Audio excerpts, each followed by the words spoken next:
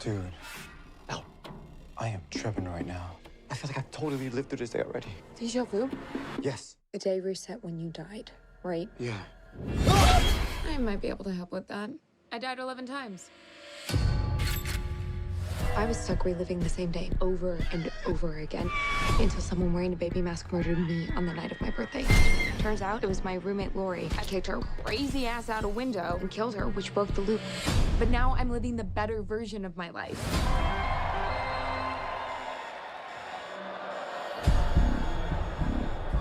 You okay? No.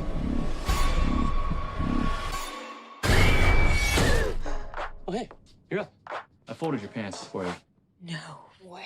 Dude, did you hit that or what? I don't believe this. It's Monday the 18th again. Go. Stop global warming. Go. Go. I'm dead. I'm dead. Go, Charlie. It's your birthday. I thought it ended the loop, but I'm back. Oh my God. Everything's different.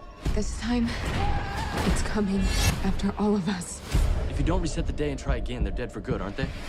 So I'm gonna have to die over and over again to save all of you. I mean, I guess you could just reset the day yourself. Genius idea. When the ladies see Okay, me, let's do this. They like me, I want them to love me like they love pop. If I don't stop the killer, more people will die. Failure's not an option. Focus, man. My money on my mind. Got a meal out the deal, and I'm still in the grind. Now, shorty says, I'm literally dying to figure this out. a girl from Wooded, they buy, and they ready to go. Oh, hey, you're up. I'm so done. My flow, my show brought me to I am on borrowed time here. brought me all my fancy things. What the My crib, my car, my clothes, my All right, let's see what you got. came up, and I ain't came. We're in crisis mode, Tree. Who's gonna pledge Kappa now that we have a death curse?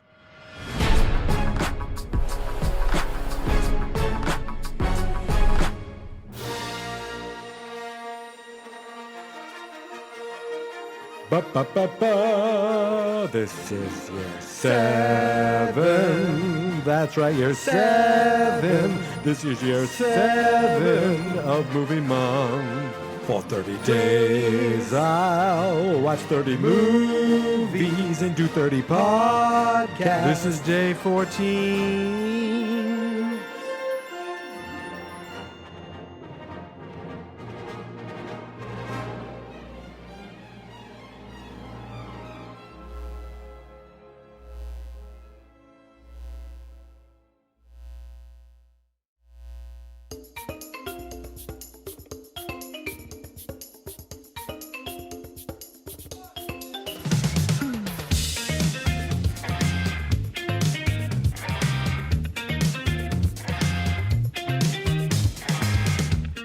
All that I want is to wake up fine. Tell me that I'm alright, that I ain't gonna die.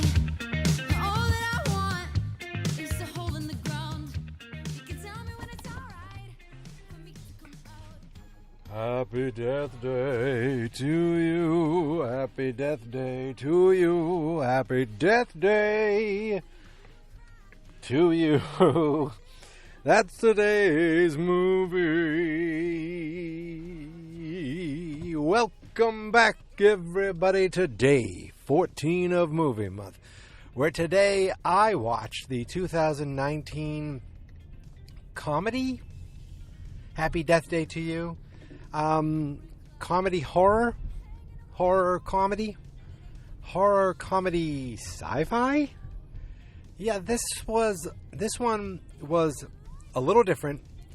Very interesting concept that I actually enjoyed, but I think they did the most fluffy way of doing, like the lightest, most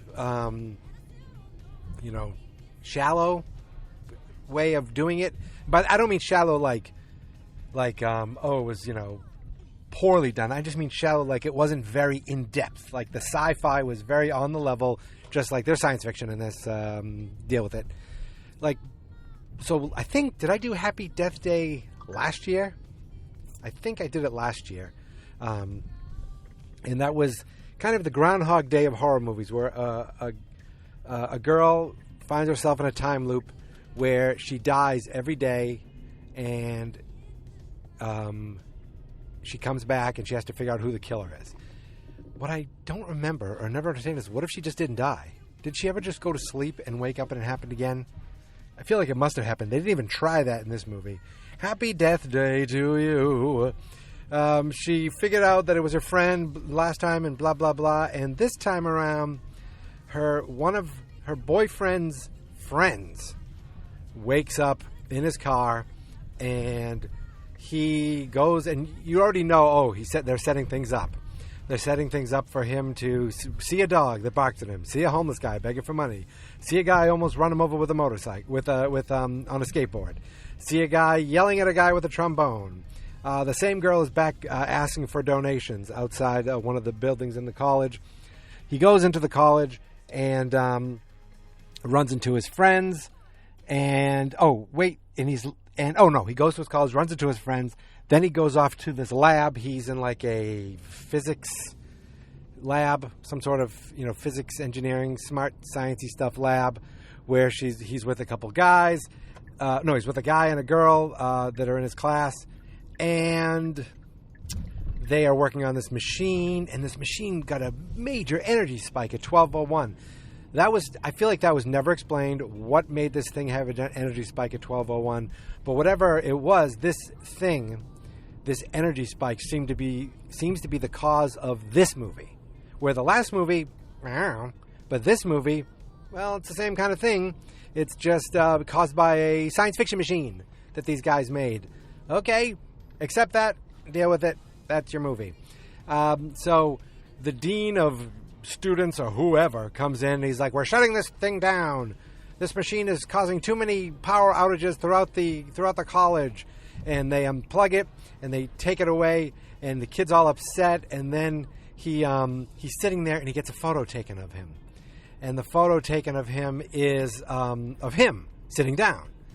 And then he sees another he goes out in the hall, sees another photo taken of him just now in the hall. So he's like, someone's watching me. Goes into the other room, the false jump, the friend's there, the friend leaves, and the friend's standing there, and this guy in the same mask as the killer in the first one, for some reason, kills the friend. This is the Asian guy in the movie. Like, he's like the stoner, goofy guy, but he's also a brilliant physicist. And he dies and wakes up back in his car, and we see the loop again, the dog, the homeless man, all these things. So you think, they're setting this up for this guy to be in the loop. Nope, this is the last time we see him in the loop. I thought maybe now a bunch of people would be in the loop. Nope. And actually, they did a kind of interesting thing where they go and he goes right to his friends. He's like, dude, I feel like I've lived this before. And they both know it because the girl lived it and the boyfriend believed it and helped her get out of the loop. And they're like, oh, goodness gracious. They didn't say that. She's like, I know exactly what's happening again, but we got the killer. What are you talking about? Where did this all happen? They go to the machine lab again, and this time they're like, well, if you just... Oh, no, wait, what happens? They followed the guy... Oh, I know what happens. They followed the guy into the other room. They said, and then this happened, and then the killer jumped out. And then they find the killer, and they knock him out, and they take his mask off him, and it's the same guy. It's the Asian kid. So now there's two of them. And I thought, okay, whatever they're doing now is different, and I'm already on board with this. What is this freakiness going on here? It's funny that they mention Back to the Future 2. The last one, they joked about this being like Groundhog Day. This time they joke like, it's like Back to the Future 2. And I remember Back to the Future 2, there were two Martys sometimes, two Docs. Things were, characters could have trying to avoid each other. In this one, we see two of the Ryans. Is that Ryan? And he's there. He's like, you gotta stop him from. Was he stopping the machine or starting the machine? I don't know. Whatever it is, they start running the machine again to try to reset things. I guess I don't remember. Who cares? And the friends see two of them. The dean comes in again to shut things down again, and now things kind of some crazy explosion happens, and the main girl wakes up back in her bed, back in the first movie. And that starts again. I thought, okay, I'm on board for this. So pretty much anything with the loop with the friend, that's gone. Now she needs to go find the friend and say, hey, this is the reason. He's like, I don't even really know you. Now, what she finds out is she jumped into a different dimension. So now we got the multiverse in different dimensions. We got all this science fiction stuff going now. And in this dimension, her boyfriend is actually dating like the real shallow girl from the sorority, but that girl seemingly is better. She's seemingly nice and does charity, and she wants to act in The Miracle Worker, be blind and deaf like Anne Frank. Yes, that was a joke that in the movie where she doesn't know the difference between Anne Frank and Helen Keller. And she finds out, the main girl finds out that in this reality her mother's alive. Sorry, I'm driving.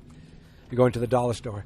Her mother is alive. In the original one, she goes to visit her dad on her birthday, and this time she goes there, and he's like, oh, we're waiting for one more, and the mother comes out. So in this reality, she doesn't have the boyfriend, but her mother's alive. Now, if I'm correct, the rest of the way she has to decide what reality she wants. The one with her boyfriend, or the one where her mother is alive. And from what I understand, she wants to choose she chooses to stay in the universe with her mother being alive.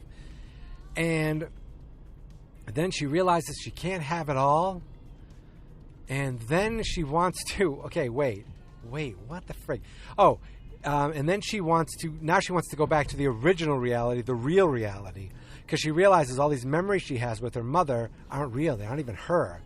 It's someone else, some other dimension.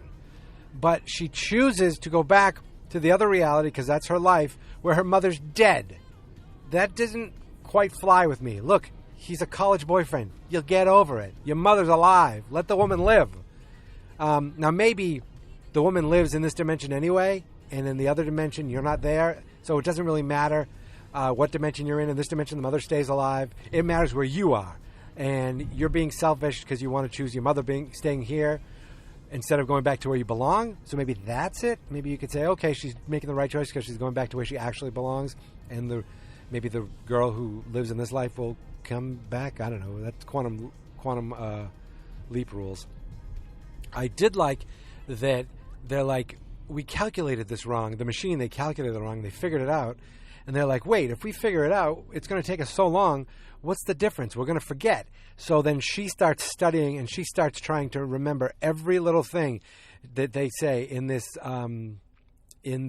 equation, so that she can come back to them again, day after day, retelling her story, retelling them that, come on, you can come. Yep. Retelling the tale of the I'm dying every day. Your machine created a time loop. I'm stuck in this time loop, and we have to get out of it so that I can go back to where I belong. But here's the equation, and she writes down the equation every day. Every day they try it and test it, and it's not working. She ends up having to die over and over again. And for whatever reason, she has to die differently different days. This is the part of the movie that it's a movie. Because in reality, why does it matter how she dies every day? Why doesn't she now? Is it because she kind of has the effects of the death? So if she just shot herself every day, she'd feel it after a while, or it would catch up with her. Yeah, okay, I'll go with that. She has to die differently to spread things out. Like one day she drinks Drano, another day she jumps from a clock tower, another day for some reason she skydives in a bikini without a parachute and lands perfectly in front of her boyfriend. The boyfriend and his new girlfriend, which was, I read, shot afterwards, and it was probably funny jumping out, her landing, looking right into the camera, giving two fingers, flashing the bird with a bad green screen, and then blowing up into a sack of bloody blub, was dumb, but I didn't care. Like, this is a PG-13 movie. Also, you realize, I don't know if there was hardly any language in it, hardly any blood. A lot of these stabs are just stabs, and then it resets. Violence, sure, but these aren't rated R movies. These are movies for PG. Try to get as much people in the crowd as possible. This one didn't do as well as the first one. The first one, was cost $4 million, and it made 50 in the U.S., over 100 something worldwide. This one doubled the budget, 9, and it only made like 29 million in the U.S. and maybe 60 worldwide, I can still consider that a money maker. And these movies, I think, also get a life on. Like, this is a PG-13 movie already. It should be able to be seen on things like TNT. I watched this today on Cinemax, which I didn't realize I had, but because we have HBO, I guess we have Cinemax too, I was able to log in and watch it. Oh, how delightful. So, they're trying to figure out the calculation to get back to get the machine to work, and she can leap back to her dimension and her time and all that fun stuff. Okay? At the same time, she realizes another difference in this world is her friend is not the killer. Someone else is the killer. And she needs to save her friend because her friend keeps dying. And then her boyfriend dies. The guy who is her boyfriend dies once. Now, at one point, she finally gets everything right, saves her friend, takes out the killer who is the doctor who the friend is dating. He was in the first one, blah, blah, blah. None of that really matters. And then the guy's wife was also one of the killers. Again, she's like, I was like, wait, who the hell is this woman? Oh, she's the wife. She was in it for like 8 seconds. So the big twist there, the big thing at the end is she's still in her reality. She saves her friend, takes the killer out. Then and then they get the machine to work. They get the machine to turn on before the dean dives to turn it off because it's so important that he turns and unplugs that machine for some reason because of the power outages, I guess. And he likes to knit. I guess that's funny. So right as he goes to unplug it, the machine goes off. Now, as the machine's going off, she's kissing her boyfriend again. So my thinking is, wait. You're getting the boyfriend back anyway. Why don't you just stay where you are and live the rest of your life with your mother? And maybe it's that thing where she knows she doesn't belong there. She's already said goodbye to her mother once, I guess. Because then she wakes up back in the lab where the machine went off. So the machine went off for them, I guess, in both dimensions. And she wakes up. They wake up back with the machine. And then she looks at her boyfriend and she says, Melissa or whatever the girl's name is. He goes, who? And then she's like, and she kisses him like, I'm back where I belong with my boyfriend. Sure, my mom's dead, but that's all right. I got my boyfriend. Then we go to credits and we get that thing now that is in a lot of these, teen. Okay, stay on your side of the road, truck. Jesus. We get a lot of these teen movies or not teen movies, but like superhero movies or lighthearted movies where the movie ends and you get this stylized credits where it's just like animation, things are happening, and you get not the full credits, you just get like the cast, the director, the main things, and then you get the title of the movie, and then you get a cut scene. The cut scene is, like an after credit scene, mid credit scene, then it goes to the full credits. So in this mid-credit scene, we go full sci-fi in this. She, all of a sudden, they're just picking up trash on the quad because apparently they got in trouble for making the machine go off anyway. So their punishment is picking up trash. It's her boyfriend, it's that guy Ryan, and the other two guys from the physics lab. The guy and the girl from the physics lab, and they're picking up trash. And then 5 giant black trucks show up. This guy gets out and says, I'm doctor. It doesn't really matter. Please come with me. All of you. Why all of you? Doesn't really matter. But goes up. He approaches Ryan because it's his machine. They get driven to a giant, base, and they're at NORAD. NORAD is where the, what is it? NORAD's a giant government science thing base, right? And there's his machine. It's been taken there because it works. And they're not quite sure how it works. But the girl, they're like, we're trying to figure out how it works. That's what it is. And we were very impressed by this, but we can't figure out how it works. And she's like, and then the main girl, Tree, she's like, I think I know, because she remembers all the calculations from everything in her head. And they're like, well, we don't really know if it'll work unless we have someone to test it on. And then she's like, I can think of someone to test it on. And then it shows the main girl, not the main girl, the girl that isn't nice in the original timeline, but is the girlfriend. Actually, she isn't nice in the second timeline because she's cheating on her boyfriend, cheating on that guy that's the other girl's boyfriend, blah, blah, blah, blah, blah. And she wakes up screaming in her bed, so you're thinking, okay, she's in a loop now. They're testing the loop on her. Because you can just direct it on one person specifically somehow, some way. Doesn't really matter. Reason, science, blah, blah, blah. So, that's how the movie ends. Now, they say the director was like already talking about wanting to do a third one. Now, you could kind of do this whole thing where you got this team of people and you got the sci-fi element already, and now they're either leaping to different loops to solve things or whatever. They could do it. It is such a light, just a palate cleanser. Like, you know what I mean? It's nothing. You're not getting some crazy in-depth sci-fi storyline. You're getting it really on the surface. That's what it is, and it's enjoyable enough. And it's these movies are made for cheap enough that you figure there's a good chance they could do this again. And I hope they do, just because it is fun enough. Look, I know I didn't watch a great movie, and I know there's like things where I'm going, wait, why? Huh? What? Why would they do this? But it didn't matter. Sometimes movies are just enjoyable to be enjoyable, and that's what these are. I saw some people, some things say, "Oh, this one's just funny," and they nice twist, not just the same thing. And I see other ones saying they didn't quite hit the mark this time. Doesn't matter. These are Blumhouse movies. These movies are they're young, good-looking people in crazy situations, and for a small budget, and a lot of time PG-13, so you can get as many people as you can get in there. And that, my friends, is Happy Death Day to You. They do mention Back to the Future 2, and at one point, for some reason, she jumps into a wood chipper, and on the wood chipper it says Biff's Tree Removal. Biff, is Biff Tannen from, I'm assuming is referencing Biff Tannen from Back to the Future. And the funny thing is the machine is called Tree Removal, and the main character's name is Tree, for I don't know why, and she dives into this thing and to kill herself. This girl Tree really has is a sick girl, because why would she be choosing these violent ways to do this to herself? My only thing is she has to be different every time.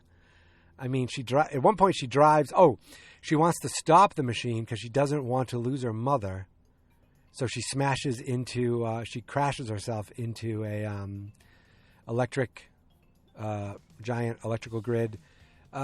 She jumps out of a couple things. At one point she's on the roof and she falls off the hospital. That one was the worst for me because her hands were cuffed, and it's like you couldn't even get your hands up. That just freaked me out. Anything falling freaks me out. But that's it. I think I'm done here. I'm at the dollar store. I'm in the parking lot. I'm getting a couple things. Look, don't tell my dad, but I'm getting a Father's Day card here at the dollar store. I mean, really, who cares about Father's Day cards? These are 50 cents a pop. I can get one for my dad, one for my father-in-law, and one for my brother, who's not my dad, but he is a dad, so we're getting him a card. And if he's listening to this, I'd be shocked if he is. Spoiler alert. So, I'm done here. That's it. Day 14 in the books.